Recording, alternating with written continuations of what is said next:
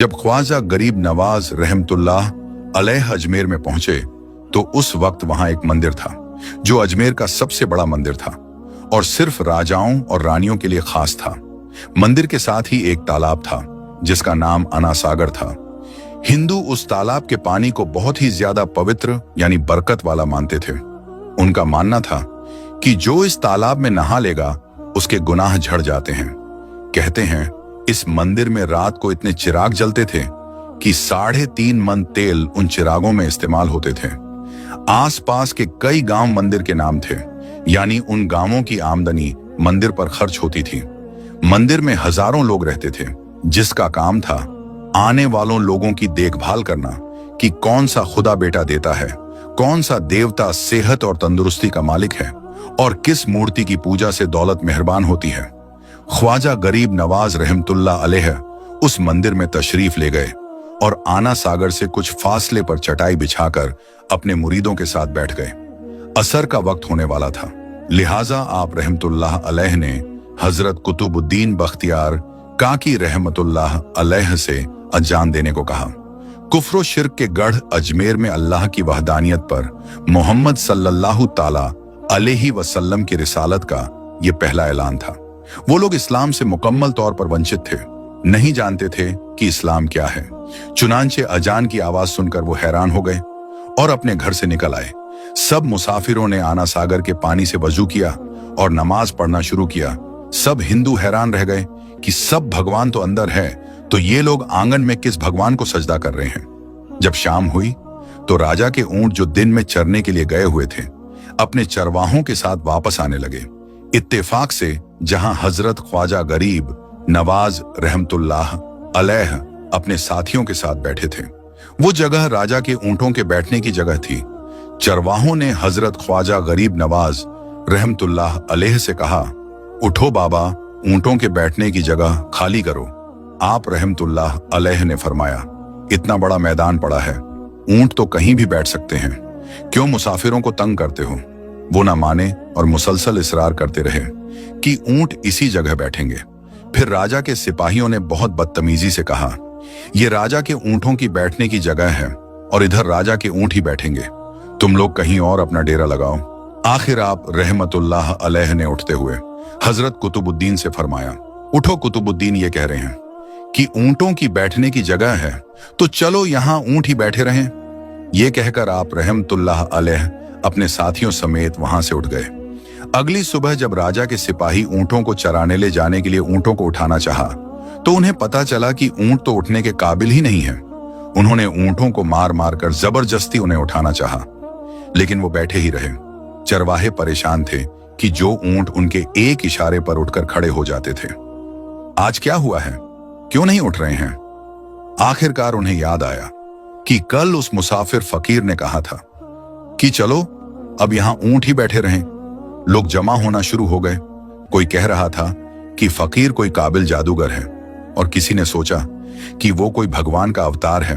धीरे धीरे बात राजा तक पहुंच गई कि एक मुसाफिर फकीर ने राजा के ऊंटों पर जादू कर दिया है। राजा ने ख्वाजा गरीब नवाज को पैगाम भेजा और कहा, तुम कैसे फकीर हो जो बेजुबान को बांध कर रखते हो। ये बेचारे भूख प्यास से मर जाएंगे, इसीलिए मेहरबानी करके अपना जादू वापस ले लो।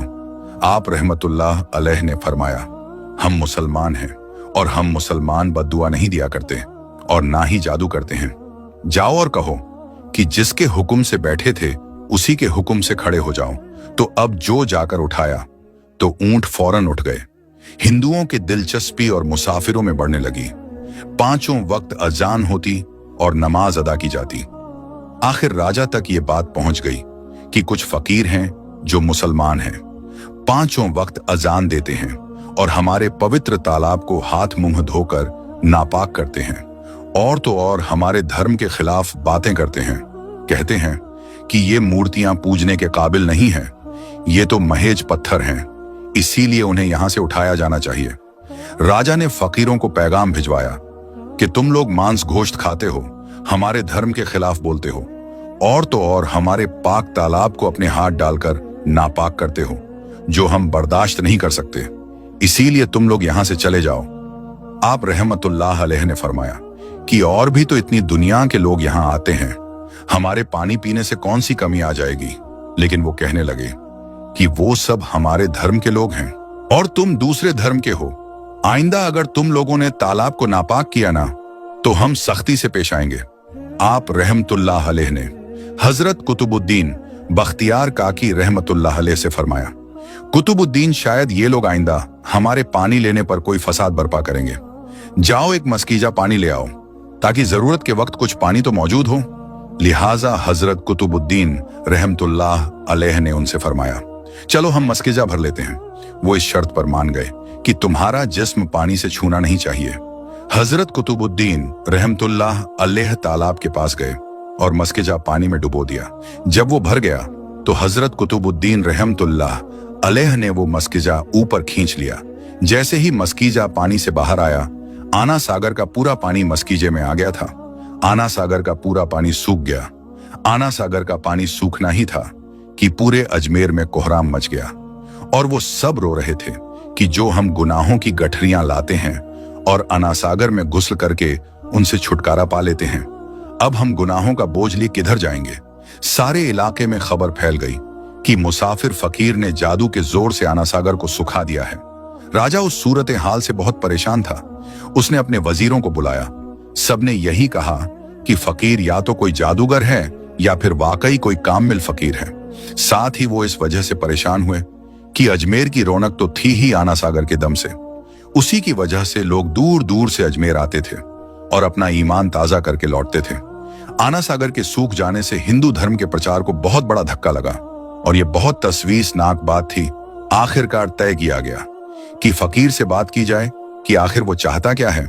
अगर उसकी जरूरत खाने की चीजें होंगी तो हम मान लेंगे, या फिर सब मर्द औरतें और बच्चे जाकर फकीर को खुशामद करो कि लोगों को परेशानी से निजात दिलाओ और हम पर कर्म करो। हम पाप के बोझ उठाए किधर जाएं और कैसे सुकून पाएं। ये काम ज्यादा आसान थी। लिहाजा तमाम लोग ख्वाजा गरीब नवाज रहमतुल्लाह अलैह के पास आए और बोले, बाबा तुम भी वजू कर लिया करना, लेकिन भगवान के वास्ते हमारा आना सागर हमें लौटा दो। आप रहमतुल्लाह अलैह ने हजरत कुतुबुद्दीन बख्तियार काकी रहमतुल्लाह अलैह से फरमाया, जाओ कुतुबुद्दीन मस्कीजा वापस तालाब में डालाओ। जैसे ही मस्कीजा उल्टा किया, आना सागर किनारों तक भर गया। उस पानी ने कई दिलों को धो डाला था। हिंदू कौम की अपनी तारीखी किताबों में भी हिंदू इतिहासकार इस बात को मानते हैं कि उस शाम 32,000 हिंदू कलमा पढ़कर मुसलमान हुए थे और हिंदुओं के मुसलमान हो जाने से हिंदू पंडितों और आम हिंदुओं में भी गमों गुस्सा का तूफान उठ खड़ा हुआ था। वो सोच में पड़ गए थे कि फिर अगर कुछ दिन मजीद इधर रह गया तो देवी देवताओं का तो नाम लेने वाला भी कोई नहीं होगा। लिहाजा लोगों ने राजा को मजबूर किया कि जल्द से जल्द कुछ किया जाए। राजा ने मंदिर के बड़े पंडित रामदेव को बुलाया और उसे ख्वाजा गरीब नवाज रहमतुल्लाह अलैह से मुकाबला कर जल्द से जल्द उन्हें हराने को कहा और अजमेर से बाहर निकाल देने का हुक्म दिया। रामदेव अपने वक्त का नामचीन पंडित था, जिसकी इल्मी काबिलियत की दूर दूर तक धूम मची हुई थी। उसने राजा को यकीन दिलाया कि जल्द ही राजा को कोई अच्छी खबर सुनाएगा। रामदेव ख्वाजा गरीब नवाज रहमतुल्लाह अलैह के पास आया और उल्टे सीधे सवाल करने शुरू कर दिए। ख्वाजा गरीब नवाज रहमतुल्लाह अलैह ने खामोशी अख्तियार की थी रखी। जब रामदेव ने हद से बढ़कर शोर मचाना शुरू किया तो ख्वाजा गरीब नवाज रहमतुल्लाह अलैह ने उसकी तरफ आंख उठाई और मुस्कुराकर फरमाया, रामदेव तू शोर मचा रहा है और मैं तेरे माथे पर ईमान का नूर चमकता देख रहा हूं। इस निगाह और इस लहजे में न जाने क्या जादू था कि रामदेव कदमों में गिर गया और रोते हुए बोला, बाबा जिस धर्म के तुम हो उसी धर्म में मुझे शामिल कर लो। सब लोग जो वहां देखने आए थे वो देखते ही रह गए, हैरान थे, परेशान थे कि ये क्या हुआ।